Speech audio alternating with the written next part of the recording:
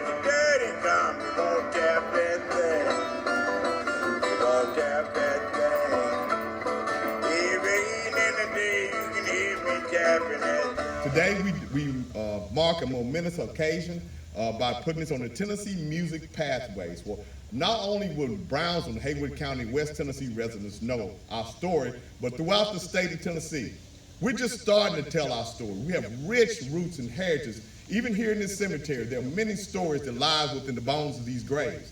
But this is a playground where we grew up learning how to drive and play, but this is a place where history has taken place. The reason people have graves and markers is to memorialize those who have passed on.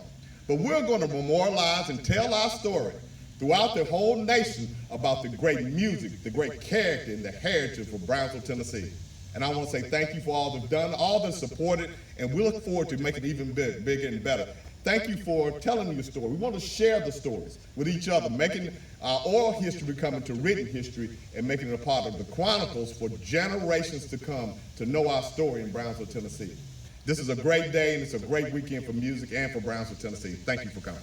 Tennessee Music Pathways is a 1,200-mile trail that covers the entire state. It's designed to designate and certify significant and impactful locations across the state that made contributions to Tennessee's musical heritage. So Tennessee Music Pathways connects people, places, and genres that make up and are the reason why Tennessee is the soundtrack of America. The statewide driving tour represents hundreds of landscapes and landmarks across the state and spans 7 genres of music.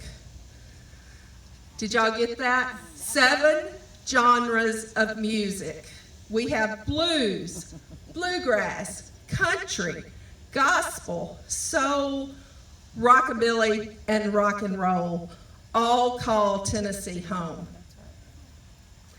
More songs are written, recorded, and performed live here in Tennessee than anywhere else in the world. So more than 500 location markers are identified across the state, and they recognize and connect us to the people, places, and the events that tell our music history, from the large cities to the small communities like right here in Brownsville, Tennessee. Haywood County is proud to have 7 designations on the Tennessee Music Pathways. They're the Tina Turner Museum at Flat Grove School, Sleepy John Estes Home, the West Tennessee Music Museum, Tina Turner Highway at Nutbush, Woodlawn Baptist Church, the Exit 56 Blues Fest, and right here in Rosenwald Cemetery, the burial site of Bluesman Hammie Nixon. And today we're honored to share that legacy of Hammie Nixon by marking his gravesite with the official location sign, as well as there's a small plaque that's attached that will help us to tell his story for generations to come. And at this time, it's my honor to introduce you to 2 people that I believe are uniquely qualified to help tell and share his story. First, we have Dr. Zanice Bond. She is a professor at Tuskegee University, a Brownsville native, and has done extensive research on the history of Brownsville, particularly in the Jefferson Street Historic District.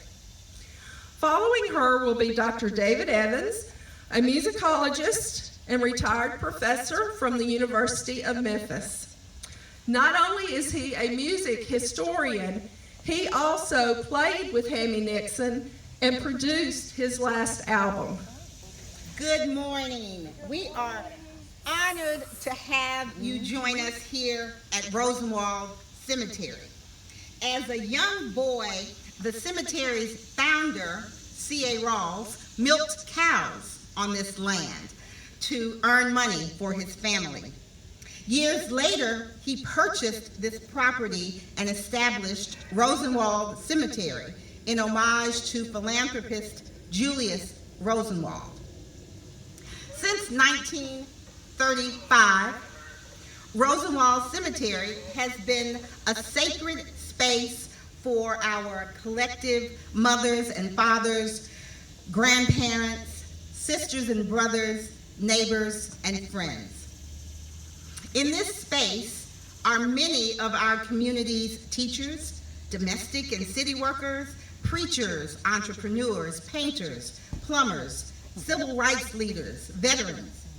Even a bona fide country blues legend has taken his rest here beneath these amazing trees. Today, with the state of Tennessee, we gather to pay our respects, acknowledge the profound contributions, and publicly extend our gratitude to Brownsville country blues legend, Mr. Hammie Nixon. Hammie Nixon was born on January 22nd, 1907 in Brownsville, Tennessee, to Green Nixon and Martha Davis Nixon. He and his family knew poverty and understood want. At times, he hoboed and used his skills as a harmonica player to eat. For Hammie, music really was life. Through his music, he met talented musicians, including Sleepy John Estes, who became his collaborator, father-in-law, and trusted friend. They traveled across the globe and inspired audiences from Memphis to Chicago, Germany to Japan. Hammie sang, played the harmonica, kazoo, washboard, and the jug. He was a multi-talented musician who helped to give the harmonica its well-deserved props. Hammie died the summer of 1984, just months after finishing his last album. I was home from college that year, and because I am from a funeral home family, I knew that a late night or early morning phone call could be what we refer to as a death call. Our home phone rang on August 17th, and as my father prepared to leave the house, I immediately began preparing as well. I had become an unofficial apprentice. I accompanied my father to the hospital in Jackson, where I first met Hammie Nixon. He had suffered a stroke, if I recall correctly, and I remember standing silently in the cold, white room next to my father as he said with a bit of awe, "This is Hammie Nixon." Even in death, we were both a little starstruck. The next year, I studied in Florence, Italy. Over dinner, an instructor at my school began discussing jazz and blues and the amazing recordings he had collected during his last trip to London. I blurted out, "Well, have you heard of Sleepy John Estes?"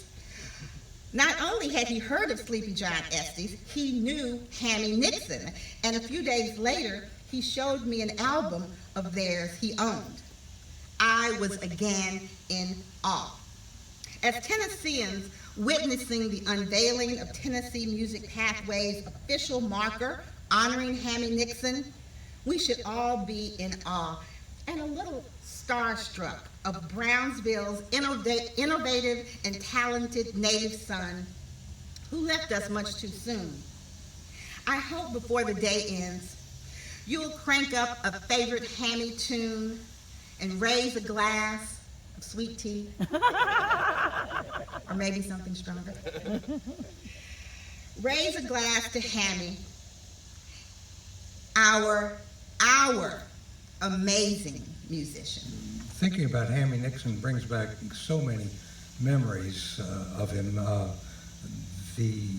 actually got my start in researching blues music through Hammie Nixon and Sleepy John. I was a student at Harvard University in 1962, studying Latin and Greek, but I had an interest in folk music. I knew about blues a little bit. I listened to some, but it was just kind of a casual interest, and I saw this advertisement for a concert put on by the Jazz Society of Harvard of Sleepy John Estes and Hammie Nixon.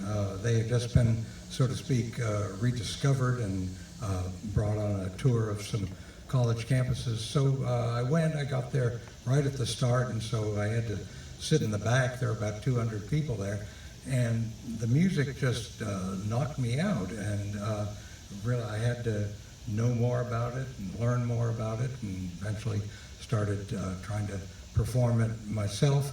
And I saw them once again, in fact, as a trio with Yank Rachel, another Brownsville musician, great player of the mandolin and guitar, and a great singer and songwriter too. And but didn't really ever get to meet them until I came to Memphis in 1978, and the following year I saw Hammie at a festival. Sleepy John had passed away, his longtime partner, the year before, and I got to meet and talk with Hammie, and Hammie needed a guitarist really badly, and so I got with him and with some other musicians. We formed a jug band for a few years, the Beale Street Jug Band. We played at the World's Fair in Knoxville for a week, and then the band broke up, but I stayed with Hammie, and we toured in France in 1983. He loved touring overseas. He'd been, probably close to 10 times with Sleepy John, first to Europe with the American Folk Blues Festival. They played in all the big cities of Europe, stayed in the best hotels, and had large audiences. And then started touring in Japan. They were among the first American blues artists to perform in Japan. And Hammie loved Japan, and the Japanese people loved him. There's a plaque over on College Hill. I forget what building it is in the auditorium, but it was given by the Japanese people to Brownsville, honoring Sleepy John and Hammie. And so he, you notice that he wore Japanese kimono almost always when he performed. He put on that silk, I don't know what you would call it, kind of a top that he had gotten in Japan. And he got very interested in the Buddha too. And so he was quite an international person, and he really wanted to go overseas again.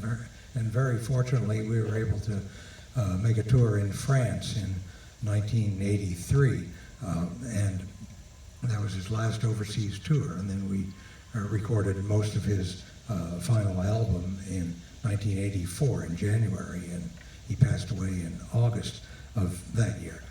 Hammie is often overlooked in blues history. I'm so glad that this monument is being erected today. He was often just viewed as kind of a sideman to other great artists. I mean, his harmonica playing was always highly acclaimed, but he sort of was in the shadow of Sleepy John Estes and Yank Rachel for many years, and I don't think got his due as an important force in the blues in his own right.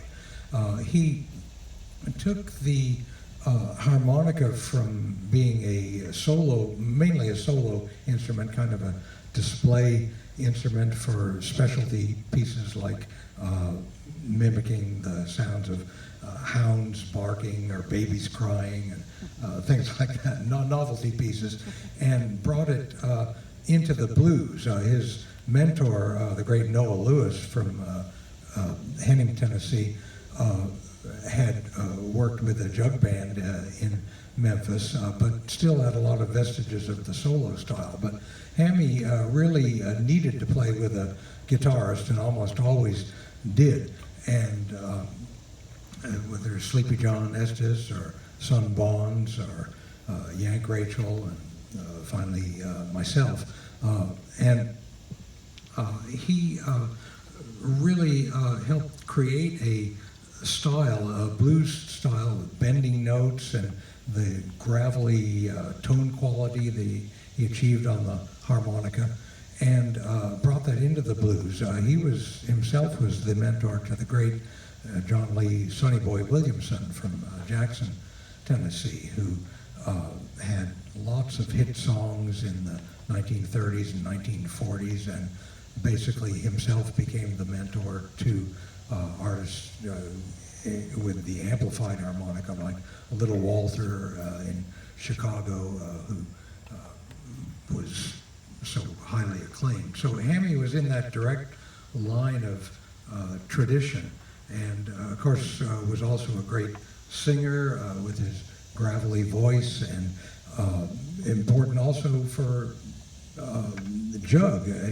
Some of his first recordings with Brownsville Son Bonds, he played jug on them. They recorded as Hammie and Son back in 1934, and then after that he got with Sleepy John Estes and recorded with him for several years in the 30s, and then again when they were rediscovered in the 1960s up until John's death in 1977, and then Hammie carried on from there. So it's great that his memory is being preserved and furthered with this monument, and I think Brownsville, you had a real treasure with Hammie and with so many other great blues artists as well. I didn't pick up the harmonica until I was 30 years old. We were living on the other side of Brownsville, and once I got into the blues, I learned real quick about Sleepy John and Hammie and all the history, John Lee Williamson, Dr. David, and all the things he did, and recording them and capturing history in the making. They always, as Zenny said, they used it, harmonica to make a living. I mean, it was a serious thing for them, but they had fun with it. And a lot of the songs, the jug band songs, they were little ditties. They were almost poets in their own right. They had nobody to reference. They didn't have a YouTube. They didn't have they learned from each other. They traveled, they hoboed, they went to Memphis, they ended up in Chicago. All the recordings and a lot of the things that they did. If you listen to John's songs, he rhymed a lot. You listen to Hammie, and fortunately I got to play some with Yank in his last years. Yank came back to Brownsville. I'm sure some of you guys remember when he came back.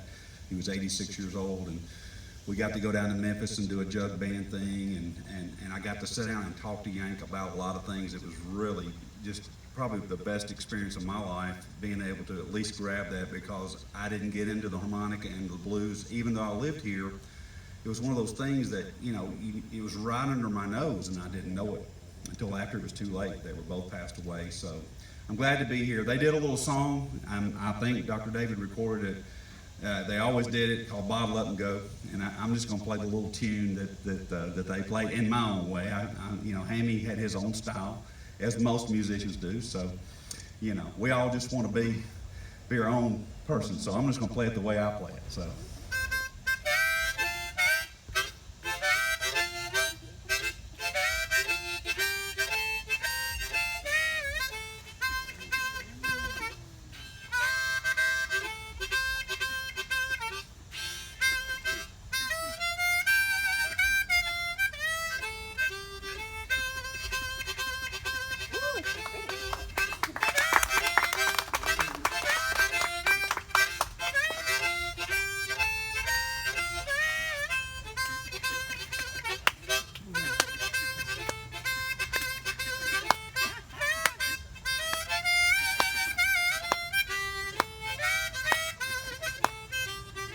He would say, well, Mama killed a chicken. She thought it was a duck. She put it on the table with his legs straight up. I gotta bottle up and go. Head bottle up and go. Got the hard-headed woman, Lord knows I got to bottle up and go.